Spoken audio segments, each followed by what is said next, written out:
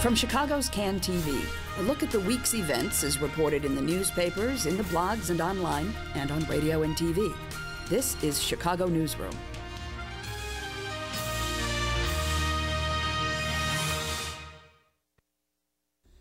And hello again. Welcome to another edition of Chicago Newsroom here on Can TV. I'm Ken Davis, and today we are joined by two of my favorite people who can tell us everything that we need to know because they know everything and they have all the history of everything political in Chicago. I'm referring to Ben Joravsky and Bruce DuMont joining us. Bruce is the host of Beyond the Beltway and even a revived Inside Politics in Chicago media, and of course also the founder and president of the Broadcast Museum here in Chicago. And we'll talk about your opening thing with Oprahs Door and all that later on in the program today. Ben Joravsky, political reporter for Chicago Reader, and the guy who probably drove Mayor Daley out of office because you know, Mayor Daley just couldn't stand the heat anymore.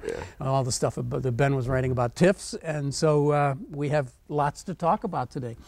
You know, let's just get right down to it. Let's start at the inaugural, the big bash out in Millennium Park. You were there, Bruce. I was out standing on the Great Lawn. Not too many people out there on the Great Lawn with me. It was more sparsely attended than I had thought. The thing that was most fascinating to me was the rhetorical exercise of walking that razor's edge of being really critical of what a dumpster Chicago is in right now and what we've got to do to pull it back out, and what a great mayor Mayor Daley's been for the last 20 years. Did he walk the line well? Well, he is a ballet dancer, and he showed that he's a tightrope walker as well. No, I think you're right, and I was pleased with both. I think there was just enough deference to the mayor for the significant contributions that he has made, as well as Maggie. I think maybe could have spent a little more time on Maggie, but I think that was well done. And yet I also think he sent a very strong signal to the people who voted for him, who expect change, that there's going to be some change. And you cannot sugarcoat the fiscal dumpster we are in, and some of the corruption and some of the things that are systemic to the city that need to be changed if we really are to move forward. And I think he hit the three significant areas of education and safety in the streets, as well as parental responsibility. I think people were cheering those who were watching on television. You elected to be out of town during the inaugural, apparently, Ben, but you must have had some thoughts about this tightrope. Yeah, no, I agree. It is a tightrope, and I have subsequently seen the speech and read it actually. So yeah, it's an absolute tightrope, and it's part of what I call the general schizophrenia of Chicago voters. I believe wholeheartedly that Mayor Daley would have been reelected. So this notion that the city wants change is so bizarre. If Mayor Daley had run, I presume he would have, I think Bruce probably agrees with me on this, he would have won re-election. So I don't know if Chicagoans are really sure what they want. So clamoring for change. I think Chicagoans are confused. They're confused people in general. Well, he did something that is either politically crazy or just sheer genius in releasing this transition report with his, what's the number, 53 actionable things that he expects to accomplish in his first, well, fill it in, 100 days, year, whatever it might be. And some of them are things like, you know, fix the schools. and I find it, I mean, we've actually toyed with the idea of kind of Stephen Colbert, like kind of creating a backdrop here with the items, and we'll go over and check them off during the first 100 days as he does them. But I mean, I'm fascinated by this as a public relations issue more than a political issue. Is it insane to do something like that? Do people do people hold you accountable, or do they forget the specifics but remember that you were bold in announcing that you're going to do these things? I've never seen anybody do anything quite like that. No, I think people like to have lists. In fact, if you listen to Rahm Emanuel's rhetoric, he is always telling a story. He talks in complete sentences, and there's always 3 or 4 numbers in what he's talking about. First, we're going to do this. Second, we're going to do this. Then we're going to do this. That's a very good point. So he is a great communicator, which is a great breath of fresh air for the city to have a great communicator in the certainly in the same league with Harold Washington, who was also a great communicator. So I think that's a pleasant surprise. But no, I think it's a good idea to be out there. He himself said he's very impatient. His wife is impatient, and I think there are people in the city of Chicago that will be keeping his feet to the fire, which is good. Yeah, the difference between Emanuel, I think I told you this the last time I was on the show. I don't know if he wants to stick around for 20 years as mayor. Yeah. And so I don't think he'll be held accountable for anything on that list in any substantive way. If he leaves, let's say he leaves in 4 years to go for something else, or even 8 years, you can fudge the statistics with schools so well. I mean, Daley, it's funny they have to fix the schools. I thought Daley fixed the schools. I thought giving him control in '95 was fixing the schools. So I don't know if he'll be around long enough to be held accountable the way Mayor Daley ultimately, for better or for worse, is being held accountable, because Mayor Daley, how long was it? 20, I'm losing track, 22 years? Yep. 21 plus. Yeah, 21 years. So you have to hold him accountable for what happened. But also, when he got the responsibility for the schools, that doesn't mean he fixed them. He might have made them a little bit better, but he has not made them, the hallmark of the nation. That was a point that Rahm Emanuel said. And I think the other point that he talked about is some of the real practical things that have not gotten enough discussion, and that is how little time a Chicago student spends in school compared to a student in Houston, Texas. Yeah. Those are real practical things, and again, there's going to be dramatic changes if school years are longer and school days are longer. It's going to impact people's lives. Ben, do you really think that at this point any new mayor, Rahm or somebody else, really can make dramatic changes in a system like Chicago Public Schools? Yes. I don't know. Dramatic changes. I tend to believe that. Significant changes. Let's make it. Yeah, significant changes. I mean, you can make significant changes. For instance, on ways that are questionable whether they're going to improve academic performance. You could move more schools out the control of the Board of Education in the hands of charters. You could support the charter school movement, which now there's a bill in the General Assembly to put the charters under the jurisdiction of a separate charter agency and take them out from control of the board. So there's significant changes that you can make in that sense that would take more of the teachers out of the teachers union. So in those ways, now you can make changes. Is that going to result in students in Chicago scoring at the same level on national tests as students, let's say, in New Trier? Which would be the ultimate significant change. I don't think you're going to see that happening under any mayor. I mean, I ask these questions because he just seems to have set the goal so high for himself, and it does raise that question that a number of people have asked about. Maybe this is because he really does see himself as a kind of a one-term guy, or two. Well, fixing. I mean, I have to say this about quote unquote fixing the schools. Mayor Daley. It's sort of funny, people have forgotten this. Ran on at least 2 times as the man who the education mayor, the visionary who rethought public education. I still have the literature from the '07 campaign, and they have people at the Board of Education whose job it is to manipulate test scores to make the mayor look as good as he can.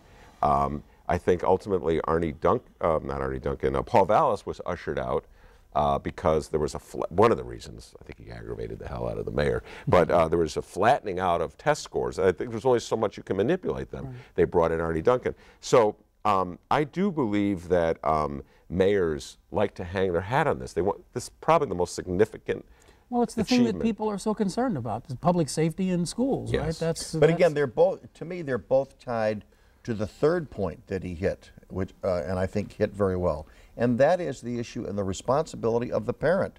The most important door is the door to your home. Right. And frankly, if there's not success there, there's not going to be success in the schools. There's not going to be any significant reduction in crime. And so he has to, I will be looking for the first high visibility shooting, and we probably won't have to wait very long to see what he does in that particular moment. Yeah. Because I don't think he's just going to call a press conference. I will bet there'll be some high visibility action that will be associated with it. Maybe it's bringing the religious leaders in that community together. But again, that's going to be the next dramatic moment that I'm looking forward to see how he is different than the previous mayor, because the previous mayor basically didn't, he didn't want to talk about those things because they were not in the, they did not show the city in their best light.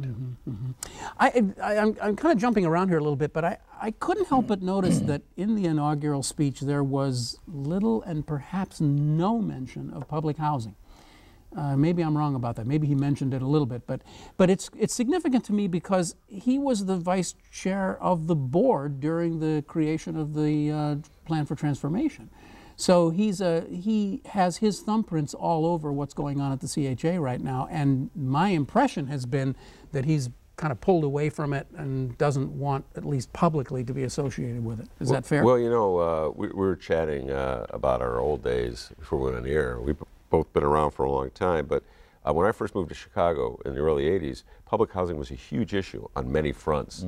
And one of the most significant accomplishments of Mayor Daley, there's just no doubt about this, was to tear down the high-rises. This had a huge impact on so many fronts, not the least property values in the areas that they were torn down. So public housing, as hard as this is for an old-timer like myself to imagine, is not nearly the issue it was when I first moved to Chicago, where there was fear in public housing on many fronts, not the least of which is scatter site housing, where you'd move poor black people into white neighborhoods. That was a huge issue back in the 80s. It's not, I think the reason he didn't touch on it is I don't think it's in the top 10 list of things that most people in Chicago think about.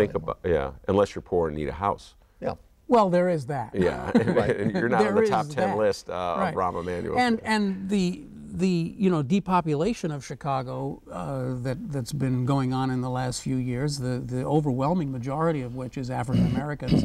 Now, I think a lot of evidence has come out to disprove this notion that everybody who left Chicago was CHA people. That apparently is not true. But you nevertheless have a real housing issue in this city that goes beyond, whether we're going to be able to zone more condominiums in Lincoln Park. I mean, it seems like it's well, I kind of get the impression that you guys are even saying, well, that one's checked off, that one's taken care of, and I'm not sure I can see that that's true. Well, one of the most significant housing issues in the city of Chicago is the affordability issue, and that's just not impacting people who want to buy a house. That's impacting people who can't afford the property taxes. And the city is so dependent on the property tax to fund basic services, and yet the taxpayers of Chicago are feeling very strapped. So one of the big problems that any mayor has, particularly this one, is to how to raise money without increasing the property tax. Now that raises a very interesting issue, because I know Rahm Emanuel is definitely on record as saying he doesn't want a property tax increase. Bruce, I was really interested this morning in thinking about this, and I wanted to talk to you about this because you do Beyond the Beltway and you've been involved in national politics for a long time. It's not directly Chicago related, but the Newt Gingrich phenomenon that's happened over the last couple of days. Newt Gingrich had the temerity to go on television and say that he thought that maybe the Republican plan of balancing the budget, or at least eliminating deficits, no matter what the social cost, was right-wing social engineering. And for having said that, he's essentially looks like he's been pretty much drummed out of the party in 48 hours. This really is the third rail, isn't it? It's become this thing that you cannot be a serious politician and say, you keep wanting us to do more things, and you don't want us to charge you for those things. Well, I think that's the new fresh Newt, and if he's going to lose votes for that in a Republican primary, I think he's also thinking that he's probably speaking to some Republicans who basically believe in that. I mean, I don't think he's doing it by being a flamethrower. He's in the process of an image transformation. I mean, here's a guy, that did a spot with Nancy Pelosi. Here's a guy that believes in global warming. I mean, here's a guy who is not, textbook Republican, at least what some people view as Republicans. So I think it's a fresh face. And by the way, I think he is a fresh face for the 18 to 22-year-olds. They don't know Newt Gingrich as the speaker. They don't know from him. You know, they may be less concerned about the 3 marriages.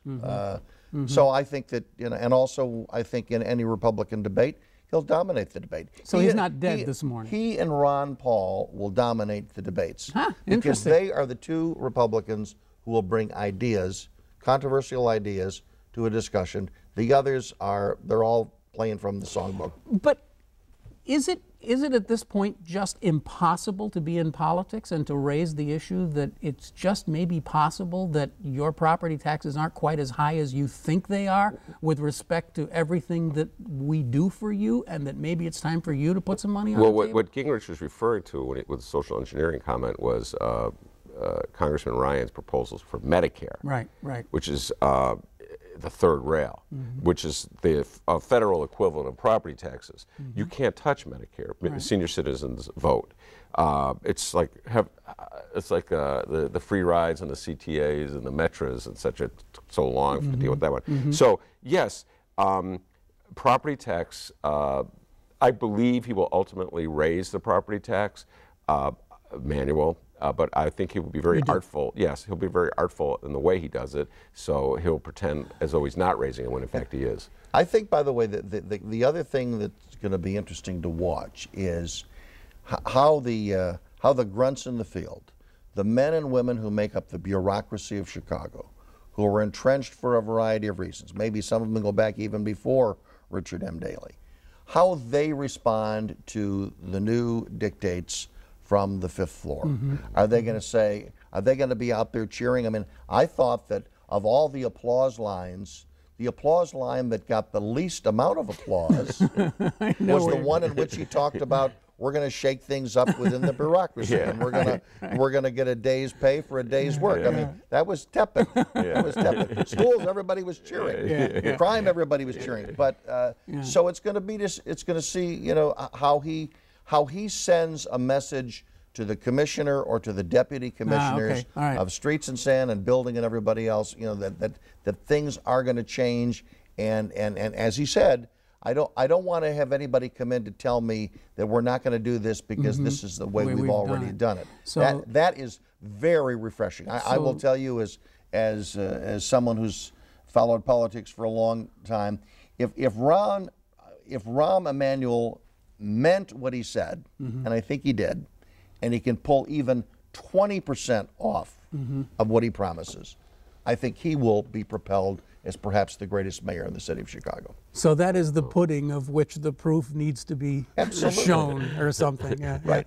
And I also don't believe that he's a one-term mayor. You don't? I don't believe that. I mean, I think he's smart enough to know that he will need at least 2 terms before he even thinks about where he goes in the future, because the American people, in my view, would not elect a back-to-back president from the city of Chicago. I don't think it would happen. That's a good point. Okay.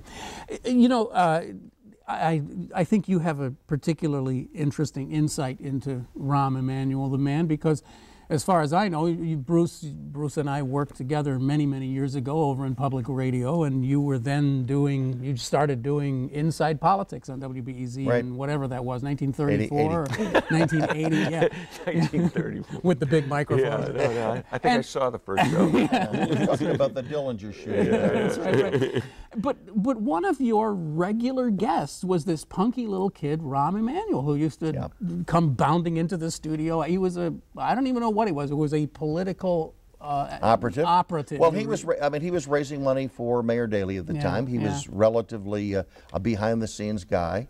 I was very impressed with him, obviously, because he became a regular on the program. Even when he went down to engage in running the Clinton campaign, he would fly back every Thursday night from Little Rock to give us the insight as to what was going on in the war room. He was at my wedding. I consider him a friend. I can say I'm maybe a little bit surprised that he's the mayor of Chicago, but I'm certainly not surprised that he's become tremendously successful. He is smart. Oh, you could see that. He is smart. He's aggressive. He's very funny, and I hope we see the humorous side of him a lot more than we saw the previous mayor's humorous side, which wasn't very often. I think people, the more they get to know Rahm Emanuel, they will like Rahm Emanuel. He is a very likable person, and he has worked overtime over the last 10 years to create an image that he's an SOB in a closed-door meeting. Right, right. Both of which I think have served him well. He now has to moderate both of those images, but for 8 years, I would say he was one of the best guests. He sure was. We ever had on that show. There's nothing. If there are I hope tapes, to have him on again someday. If there are tapes of him mixing it up with Tom Roser out there in the universe somewhere, they're worth listening to. Well, we do have one, and if I got 30 seconds for a quick story, yeah. This was after the 1988 presidential loss of Michael Dukakis to George Bush. It was the first show after that, and he was obviously having to defend why Democrats couldn't win national elections. And he said, and this is almost a direct quote, he said, "The only way I'll ever be to the White House in a tuxedo is if I'm carrying a tray of appetizers." That's almost a direct line. And 4 years later, in 1992, he was running the inauguration for Bill Clinton. And I reminded him of that at one of the parties that we attended together in D.C. And yet he couldn't even live in his own house during the election. So, Ben, you were on Chicago Tonight a little while ago, and you said all of these budget things that Mayor Emanuel has proposed, $75 million in cuts, don't even look at that until like a year from now, when you can actually kind of audit the budget and see if any of it is if anybody bothers to audit budgets. And that's probably not going to happen, which I think is part of the genius of being able to stand up and say, I just cut $75 million. Thank you very much. That was easy. But what is it? But he wanted an audit too, didn't he? Yeah, he wanted a forensic audit. Yeah, he said it. Who knows? I don't think it's. I've said this many times. I don't think it's in his political interests to spend too much time dismantling the way our budget system works, particularly with the TIFs. It's just free money for him as the mayor, and so I'll be really surprised if he significantly alters that one. But he's aspect. creating a panel to oversee the TIFs. Well, we'll see what the panel is. It's not quite clear what the panel is going to do. He's got some really good people that he's talking to that I happen to know.